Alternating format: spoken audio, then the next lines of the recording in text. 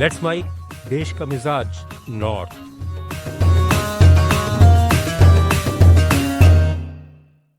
ये है let's mic modern radio और आप सुन रहे हैं उत्तर भारत की खबरें। एनटीए ने घोषणा की है कि नीट यूजी 2026 की पुनर्परीक्षा 21 जून को आयोजित की जाएगी। यह घोषणा पेपर लीक होने के बाद परीक्षा रद्द किए जाने पर की गई है। एनटीए ने एक पोस्ट में कहा है कि यह निर्णय भारत सरकार की सहमति से लिया गया है और उम्मीदवारों और अभिभावकों से आग्रह किया गया है कि वे परीक्षा से संबंधित अपडेट के लिए केवल आधिकारिक सूचना माध्यमों पर ही भरोसा करें। परीक्षा का कार्यक्रम जारी होने के बाद एजेंसी परीक्षा से 4 से 5 दिन पहले एडमिट कार्ड जारी करेगी।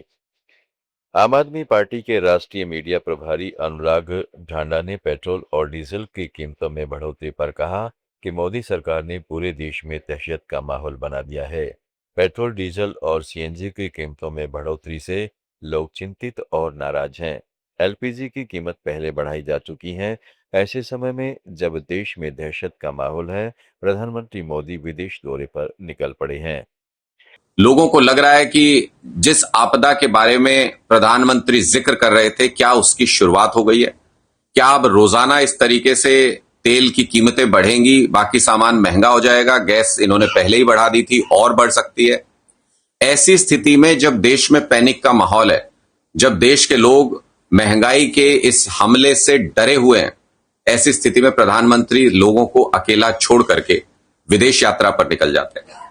इसकी वजह से लोग और ज्यादा परेशान हैं। मोदी सरकार देश के लोगों के साथ मिलकर इस दिक्कत, इस मुसीबत का सामना नहीं करना चाहती।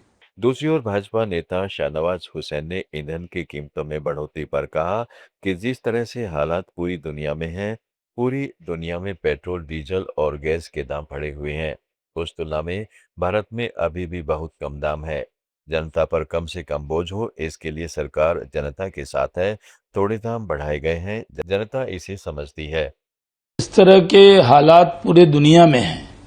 पूरे दुनिया में पेट्रोल, डीजल और गैस के दाम बढ़े हुए हैं। उस तुलना में भारत में अभी भी बहुत कम दाम है, क्योंकि सरकार ने इसको पूरी तरह जनता पे कम से कम बोझ हो, इसलिए सरकार जनता के साथ है। कश्मीर घाटी में शराब की दुकानों के खिलाफ भाजपा कार्यकर्ताओं ने आज प्रदर्शन किया। शराब पर प्रतिबंध की मांग की गई। भाजपा कार्यकर्ताओं ने प्रदेश के मुख्यमंत्री उमर अब्दुल्ला के आवास तक मार्च किया। भाजपा नेता अल्ताफ ठाकुर ने कहा, हम नशे के खिलाफ हैं। हम यहाँ शराब की दुकानें खुलने नहीं देंगे। हम कश्मीर के बच्चों को शराब में नहीं डूबने देंगे। यह उन पार्टियों के लिए चेतावनी है जो कि शराब को बढ़ावा दे रही हैं। पीरू की धरती है, इस धरती पे हम शराब की दुकान खोलने नहीं देंगे। अगर उमर सरकार ने इस पे कोई नोटिस नहीं ली तो गेटवे ऑफ कश्मीर, काजीगुंड से लेके करना तक हम इन प्रोटेस्ट को आज से जारी रख रहे हैं और भारतीय जनता पार्टी शराब के दुकानों को खुद से ताला लगा देगी। दिल्ली मेट्रो रेल कॉरपोरेशन ने आवास और शहरी मामलों के मंत्रालय तथा पेट्रोलियम और प्राकृतिक गैस मंत्रालय के सहयोग से आज दिल्ली के सेंट्रल बिश्ना इलाके में एकीकृत हाइड्रोजन संचालित शटल बस सेवा शुरू की। इस पहल के तहत Indian oil corporation limited Delhi metro को 2 अत्याधुनिक हाइड्रोजन ईंधन वाली बसें उपलब्ध करा रहा है। इन बसों में 35 यात्रियों के बैठने की क्षमता है। ये बसें रियल टाइम मॉनिटरिंग, सुरक्षा, समय की पाबंदी और रूट के पालन के लिए जीपीएस से आधारित ट्रैकिंग और सीसीटीवी सिस्टम से लैस हैं। यह शटल सेवा सभी कार्य दिवसों पर ऑफिस के व्यस्त समय में संचालित होंगी।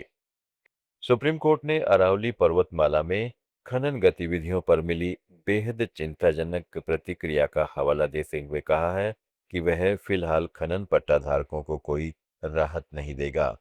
मुख्य न्यायाधीश सूर्यकांत और जस्टिस जयमाल्या बागची की पीठ ने इस मामले का उल्लेख किए जाने पर कहा, हम इस मामले की सुनवाई टुकड़ों में नहीं करेंगे। जम्मू कश्मीर, पंजाब, हिमाचल प्रदेश, हरियाणा, दिल्ली, उत्तराखंड, उत्तर प्रदेश और मध्य प्रदेश की ताज़ा खबरों के इस बुलेटिन को रोजाना सुनने के लिए डाउनलोड करें लेट्स माइक ऐप। जुड़े रहिए लेट्स माइक के साथ।